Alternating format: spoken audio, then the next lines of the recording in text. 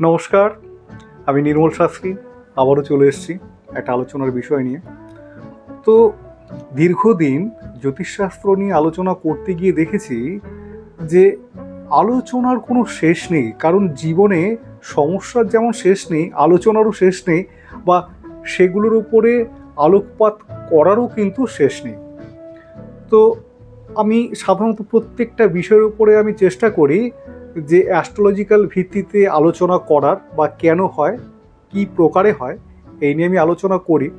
তো আজকে আমি যেই বিষয়টা নিয়ে আলোচনা করব তার সাথে আমি ছোট্ট একটা টিপস বা টোটকা, আপনারা যেটাই বলুন না কেন, আমি সেটা দেওয়ার চেষ্টা করব। সাধারণত আমি টোটকার কোনো অনুষ্ঠান করি না, আমার অনুষ্ঠান মূলত অ্যাস্ট্রোলজির ওপরেই থাকে।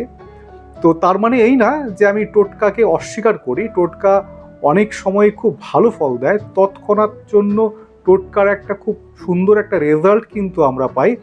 কিন্তু কোনো টোটকা অ্যাপ্লাই করলে আপনার জীবনে খুব বড় রকম স্থায়ী পরিবর্তন আসবে, এটা কিন্তু কখনোই প্রমাণিত নয়। টোটকা কীরকমভাবে অ্যাপ্লাই করা যেতে পারে, যে কোনো একটা মুহূর্ত, কোনো একটা ক্ষণে আপনি এই জিনিসটা করুন, সেটা কিন্তু আপনার জন্য অত্যন্ত লাভদায়ক হতে পারে। বা আপনি আজকে চাকরির ইন্টারভিউয়ের জন্য যাচ্ছেন, আপনি এটা করে বেরোন, আপনার মধ্যে একটা পজিটিভ ভাইব্রেশন থাকবে। এই ধরনের নানা রকম টোটকা কিন্তু হয়, তো সেগুলো কিন্তু ক্ষণস্থায়ী। তো ক্ষণস্থায়ী টোটকারও কিন্তু মাহাত্ম্য অবশ্যই রয়েছে। তো সাধারণত আমি যে রেমেডিসগুলো নিয়ে আলোচনা করি সেটা হচ্ছে অ্যাস্ট্রোলজিক্যাল ভিত্তিতে, সেটা হচ্ছে লং লাইফ। আপনার জীবনকে কিভাবে আপনি সংশোধন করতে পারেন, জীবনটাকে আপনি কিভাবে গুছিয়ে তুলতে পারেন, আপনার জীবনের সমস্যা কোনগুলো, বা আপনার জীবনের পথ কোনটা হতে পারে, সেই দিকটাকে আমার তুলে ধরাটাই হচ্ছে আমার মূলত কাজ। বা আমি মনে করি এটাই একজন অ্যাস্ট্রোলজারের প্রকৃত অর্থে ভূমিকা হওয়া উচিত। কারণ আমি বারংবার বলি যে একজন অ্যাস্ট্রোলজার হচ্ছে প্রকৃত অর্থে একজন পথপ্রদর্শক। সে কিন্তু আপনাকে সঠিক পথ দেখাবে। তো আজকে যেটা শুরুতেই বললাম যে আলোচনার বিষয়ের শেষে আমি একটা দ্রব্যগুণের উপকারিতা, সেটা নিয়ে একটু আলোচনা করব। তো আলোচনাটা যেটা বিষয় সেটা হচ্ছে, আমরা প্রায়শই দেখে থাকি শত্রু। শত্রু আমাদের জীবনে কম বেশি সব্বার প্রত্যেকেরই রয়েছে। শত্রু কার বেশি হয় জানেন? যে গাছে বেশি ফল ধরে সে গাছেই কিন্তু মানুষ ঢিলটা বেশি মারে, কারণ সেখান থেকেই সম্ভাবনা থাকে অনেক বেশি ফল সংগ্রহ করার। যদি আপনার পেছনে অকারণে অনেক শত্রুতা যদি কেউ করে থাকে, জানবেন যে তার মানে আপনি তার শত্রু হওয়ার যোগ্য, আপনার মধ্যে সেই কোয়ালিটি রয়েছে। অর্থাৎ কেউ আপনার পেছনে শত্রুতা করলো, তার মানে আপনার সেই যোগ্যতা রয়েছে বলেই কিন্তু আপনার গাছে ঢিলটা মারলো, কারণ সে ফল সংগ্রহ করতে পারবে। তো এটা একটা দিক, মজা করেই বললাম। তো যদিও কথাটা আমি বলবো আক্ষরিক অর্থে সত্য, যে শত্রুতা তখনই হয় যখন যে মানুষের উপরে কোয়ালিটি থাকে। কিন্তু আবার এটাও হয় যে অকারণেই আপনার জীবনে চলতে প্রত্যেকটা পদক্ষেপে আপনার শত্রু দ্বারা এতভাবে পীড়িত, যার কোনো যুক্তি ব্যাখ্যা আপনি কোনোভাবেই কিন্তু খুঁজে পাবেন না। আপনি কখনোই চাননি সেই মানুষটি আপনার সাথে শত্রুতা করুক, কিন্তু আপনার জ্ঞানত আপনার কখনোই মনে পড়ে না যে সে আমার সাথে শত্রুতা করুক, আপনি এমন কোনো কার্যকলাপ করেছেন।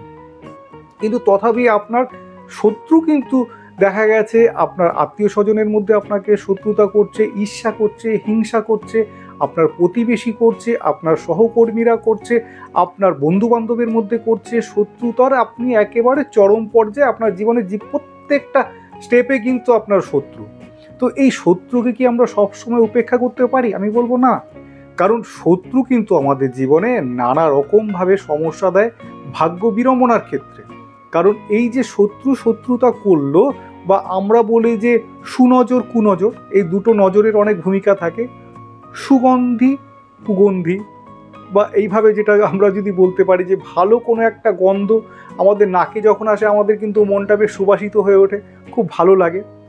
তেমনি ঠিক কোনো কটু গন্ধ আমাদের নাকে গেলে সেই গন্ধটা আমাদের মনটাকে পুরো সম্পূর্ণভাবে একটা বিকৃতি করে দেয়। আমরা কখনো কোনো ভালো জিনিস যখন আমরা দেখে কিন্তু আমরা বলি বাহ, খুব ভালো লাগলো। কোনো কুরুচি জিনিস যখন আমরা দেখি তখন কিন্তু আমাদের একেবারেই ভালো লাগে না, আমাদের মস্তিষ্কে কিন্তু একটা অদ্ভুতভাবে একটা বিকৃতি কিন্তু হয়।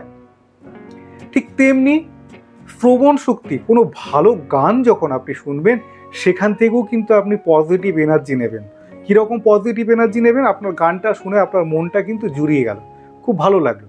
আবার তার পাশে আপনাকে যদি একটা কোনো রক টাইপের গান শোনানো হয়, আপনার কিন্তু সেই মনটা কিন্তু আবার অন্যরকম একটা পর্যায়ে গেল। অর্থাৎ আমরা দেখার দৃষ্টিতে, শোনার দৃষ্টিতে, আমরা আমাদের নাসিকা দ্বারা আমরা যে গন্ধ উপভোগ করি, এই যে ইয়েতে আমরা কিন্তু সব দিক থেকেই কিন্তু আমাদের শরীরে আমরা পজিটিভ এনার্জি আমরা নিই। এটা কিন্তু আপনাদের জানতে হবে যে পজিটিভ এনার্জি আমরা নানা রকমভাবে কিন্তু আমরা আমাদের শরীরে সঞ্চার করি। ঠিক তেমনি কোনো মানুষ যখন আপনার উপরে কুদৃষ্টি নিক্ষেপ করছে, বারংবার করছে, তখন কিন্তু তার একটা নেগেটিভ এফেক্ট কিন্তু থাকে।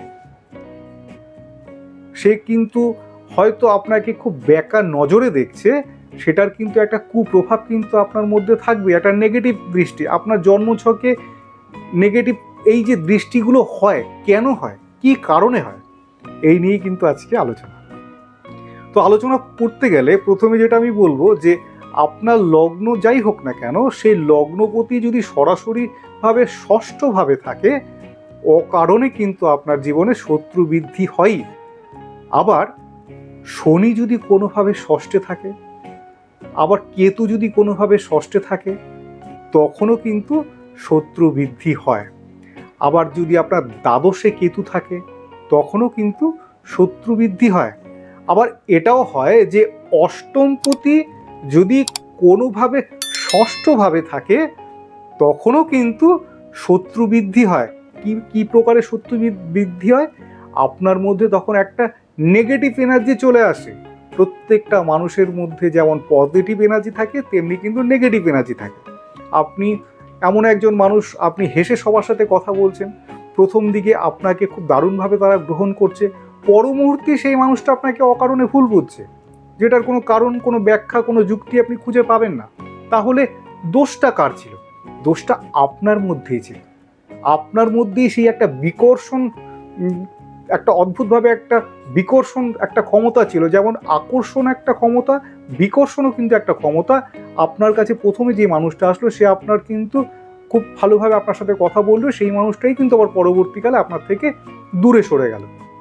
এগুলো কিন্তু আমাদের এই যে আমি গ্রহগত অবস্থানগুলোর কারণে বললাম, এই নেগেটিভ এনার্জিগুলো হয়, যার জন্য কিন্তু মানুষ আমাদের ভুল বোঝে, অকারণে শত্রু বৃদ্ধি হয়। এই শত্রু আমাদের জীবনে সর্বত্র হতে পারে, আর আমাদের এই শত্রু কিন্তু আমাদের জীবনকে নানা রকমভাবে কিন্তু প্রভাবিত করে। আমাদের জীবনকে সুন্দরভাবে যে আমরা জীবনটাকে সুন্দরভাবে এগিয়ে নিয়ে যাব, সেই ক্ষেত্রে কিন্তু বারংবার শত্রু দ্বারা পীড়িত হওয়ার জন্য বাধা সৃষ্টি করে। তো এই শত্রু মূলত আমি বললাম যে গ্রহগত কি কারণ বা কি অবস্থানের জন্য হয়, সেগুলো আরও বেশি ভালো করে বিচার্য করে দেখে নিয়ে সেই জায়গায় গ্রহগত প্রতিকার অবশ্যই দরকার। তাহলে আপনি অনেকটাই শত্রু মুক্ত হয়ে ভালো থাকতে পারবেন।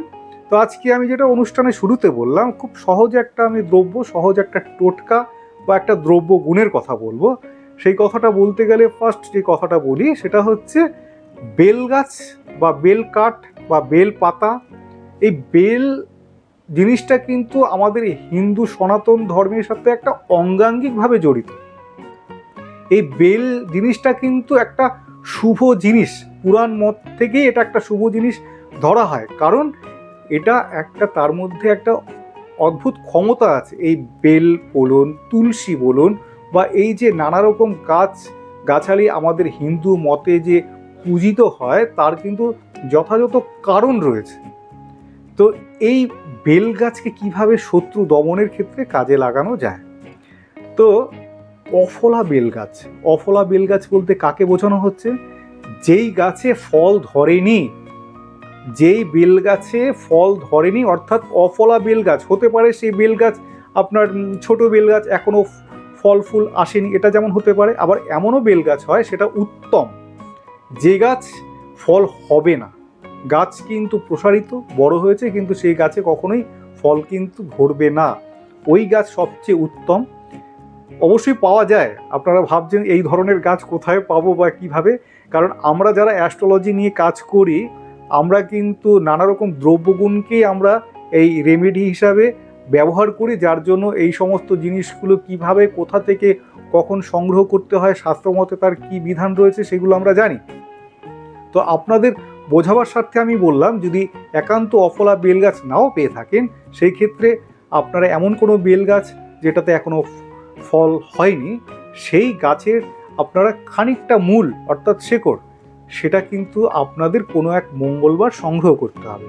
সেই বেলগাছের শেকড় সংগ্রহ করে আপনারা আপনাদের হাতে সাদা সুতো দিয়ে ধারণ করুন। তাতে কি হবে, এই যে আপনাকে বললাম লগ্নপতি ষষ্ঠে থাকলে একটা নেগেটিভ এনার্জি, ষষ্ঠে শনি থাকলে একটা নেগেটিভ এনার্জি, কেতু থাকলে একটা নেগেটিভ এনার্জি, অষ্টমপতি দ্বাদশে থাকলে একটা নেগেটিভ এনার্জি, যার জন্য অকারণে মানুষ আপনাকে ভুল বুঝছে, প্রথম দর্শনে আপনার সাথে কথা বললেও পরবর্তীকালে সরে যাচ্ছে, তার মানে দোষটা আপনারই। আপনার দোষ বলতে কীরকম, আপনার গ্রহগত দোষ, যার জন্য মানুষকে আপনাকে আপনার কাছে মানুষের কাছে আপনার জন্য ভুল বার্তা যাচ্ছে। আপনার মধ্যে সেই বিকর্ষণ শক্তি রয়েছে, সেটা দূর করার জন্য এই অফলা বেলগাছের শেকড় আপনারা যদি কোনো মঙ্গলবার সংগ্রহ করে নিয়ে আপনারা সাদা সুতো দিয়ে ডান হাতে পরতে পারেন, সেটা ছেলে মেয়ে উভয়ই, তখন আপনাদের মধ্যে এই যে নেগেটিভ এনার্জি এটা কিন্তু নষ্ট হবে এবং আপনারা কিন্তু অনেকটাই কিন্তু শত্রুমুক্ত হবেন। এটা মাথায় রাখতে হবে। এই নানা রকম দ্রব্য কিন্তু আমাদের অপরিহার্যভাবে কিন্তু কাজ করে। তো আজকে আশা করি আপনাদের এই টোটকা বলুন বা দ্রব্যগুণ বলুন ভালো লাগলো, কারণ এই শত্রুকে নিয়ে আমার অনুষ্ঠান করতেই হতো, কারণ এই শত্রু কিন্তু আমরা এত সহজে এত অবহেলিতভাবে আমরা ছাড়তে পারি না। আমরা হয়তো অনেক সময় এটা ভাবি যে ঠিক আছে, আমাকে নিয়ে যে যা ভাবছে যে যা করছে করুক, আই ডোন্ট কেয়ার, কিন্তু তা নয়। এই শত্রু কুদৃষ্টি বা এই যে শত্রু আপনার উপর ঈর্ষা করে আপনার দিকে দৃষ্টি নিক্ষেপ করছে, তার কিন্তু একটা নেগেটিভ একটা কিন্তু দিক কিন্তু রয়েছেই, যেটা আপনাকে কিন্তু প্রভাবিত করবেই। যার জন্য আমরা কিন্তু এই সমস্ত নেগেটিভ দিকগুলো কাটিয়ে আমরা ভালো থাকবো, সুস্থ থাকবো। কেন থাকবো না? যখন শাস্ত্রমতে তার উপায় তার বিধান রয়েছে, তাহলে আমরা কেন ভালো থাকবো না? তো এটা একটা আমি খুব সংক্ষিপ্ত একটা উপায় বললাম, আরও উপায় অনেক রয়েছে। তাছাড়া আমাদের গ্রহগত অবস্থান দেখে শাস্ত্রমতে নানা রকম রেমেডিস রয়েছে, যে কী কারণে এটা হচ্ছে সেই জায়গাটাকে আমাদের নিপুণভাবে দেখতে হবে, কোন প্ল্যানেটের জন্য হচ্ছে সেই জায়গাটাকে বিচার করে আমাদের যদি যথাযথ গ্রহগত অবস্থানের দিকটা দেখে আমরা প্রতিকার করতে পারি, তাহলে কিন্তু আমরা অনেক অনেক ভালো থাকতে পারি। যখন ভালো থাকার সম্ভাবনা রয়েছে, আমরা কেন ভালো থাকবো না? আজকের মতো এই পর্যন্তই। সবাই ভালো থাকুন। নমস্কার।